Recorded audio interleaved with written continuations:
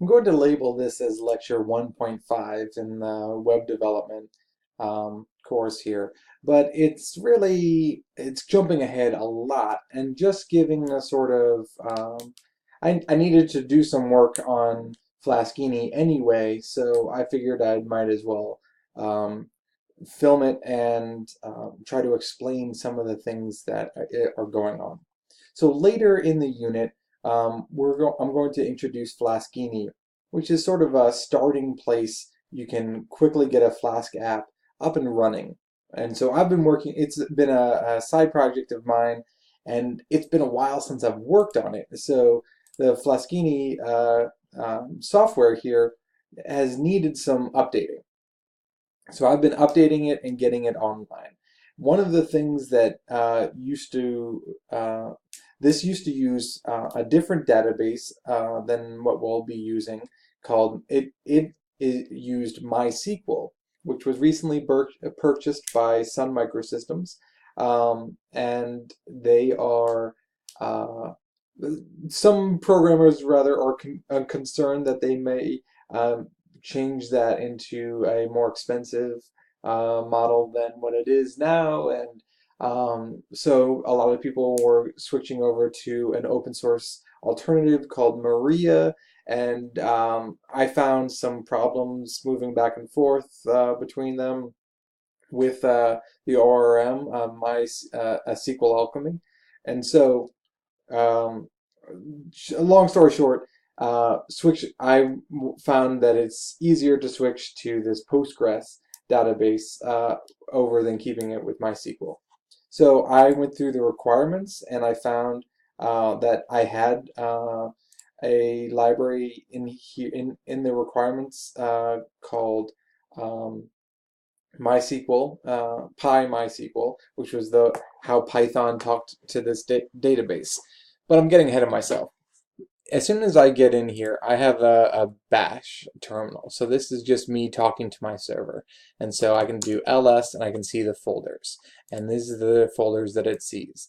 It sees this, it sees that, it sees virtual environment, it sees this README file right here. The dot in front of something means it's hidden. Um, and you'll notice that this folder is called Workspace and this is called Flaskini. This is my Flaskini workspace. The folder is actually called Workspace. It's just here showing me the title of what I named this environment. Um, so that can be a little confusing. But I'll do source the environment bin activate. And what I'm doing right now is activating my virtual environment. All of this stuff, Python, which version of Python, which version of Flask, I mean, there's just so many. You can see there's 45 different libraries and toolkits that I'm using in my app, and there will be more too. And each one will use a certain version. And instead of installing that on this whole server, installing it on this is a computer it's a tiny chunk of a computer, but it is a computer with its own version of Linux installed, and I can install more things on top of Linux. Rather than doing that, I create this little virtual environment, and more discussed in here, and you should look it up what a virtual environment in Python is. Very, very cool stuff. Very important too, because all of my dependencies will all be installed inside here, inside the right version of Python that I'll be using here. So all of this stuff is right here, a copy of all of the software in this nice little virtual bubble. And so that way, as long as I see this virtual environment thing here that I've activated it, I can rest assured that it has all of the things that I need installed on it. So I used pip, which is a package installer, and I uninstalled I uninstalled the old version of the SQL database, and I installed this guy, which is I have no idea how to. I don't know if that has a nickname or not. But anyway, this thing allows me to talk to my Python server I mean, sorry, my Postgres server more easily. And let's see here. If I set up, so this is what I'm going to start to work on here, and I should already have my database server running. So if I try to run it now, um, let's go to Bash, and if I start it, yeah, all right, so it's already running. That happened so fast, I know it was already running. What I can do now is I can try starting my app, and it's going to give me this error over here, so I already know what's going to happen. But so I'll change folders, cd flaskini, and again, a lot of this stuff is just I'm jumping you guys way far ahead. And if I go into, I say, hey Python, run my manage file, this thing right here that has a lot of scripts, and I'll just say, and I want you to use the command run server. And so that'll kick off the local little server here, and so this will be online. And if I refresh it, I still get the exact same error and saying, hey, my database thing is having an error. It's trying to talk to Postgres, and it's saying that I don't have a password supplied. Okay, so that's a problem.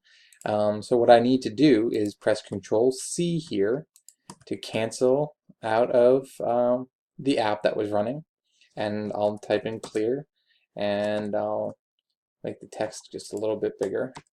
There we go. And now what I want to do here is get a username and password set up on Postgres. So we should look this up. I looked it up. Cool. So you want to create a user and a password. So yeah, so you just set up a server for the Postgres user. Well, that's assuming that that's what my username is when I run that. So if I run this, my username is actually Ubuntu. And it will be different for when I go and deploy it to DigitalOcean. This is my deployment database. It will be different than the one that I'm running on Cloud9 here. And so it might have a different username and password. Yeah, let's just go ahead and set it up right here, be real simple about it. And to set up a new password, I just do /password and then Ubuntu, /password Ubuntu. I won't need to copy that. Password Ubuntu, and enter a new password. Well, what do I want to call it? Okay. Cool. There it is. And password has been set. Now I need to update my settings file. So my settings file is right here. And it might look intimidating at first, but if you look at it, it's actually not. It's just a property and then the value, property and the value.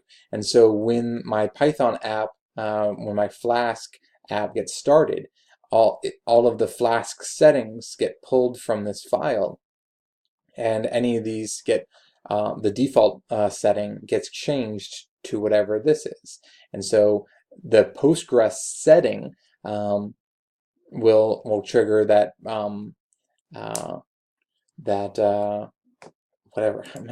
whatever that's called. It will trigger that to go ahead and talk to my Postgres database. And so right now the username is loading from my private file, and so is the password is loading from private. You can see I've imported this private file and I'm adding all of this here. The reason why I do that is so that I can save my settings file and share this with people. But my private file is referenced here, and all of the private things are kept in something that doesn't get synced to GitHub when I post my code online, for example. And so right here, actually, my git ignore shouldn't say private.py, don't sync anything, don't sync that file. So when I do that, it ignores this file. Okay, so my database is going to have like encryption keys that I'll need to set up later. I have hidden that for now. It'll have some settings that I can tinker with from this file. There has a whole bunch of other stuff that I'm not sharing. Um, and I just made a throwaway password, and so that should get that started. And now that's linked there. And so the password should be set up. Now what I need to do is create the database itself and then set it up initially. So I still have Postgres open here. So I'll do create database, and now I'm typing in SQL on DB and then semicolon. So ta-da! All right, hit show databases. I usually show database. How do I list all of my databases? Okay, I was looking for /list. All right, I just had to Google that real quick. All right, and so DB has been created. So that's super awesome. Now I need to initialize my database. So as you'll learn that the init method, or this right here, this file, will automatically run when an app gets started. And here, right here, the database gets created. So normally, I would talk to my app and say, hey, build all of the tables that you need. So a user table, a blog post table, so all of the objects in my app.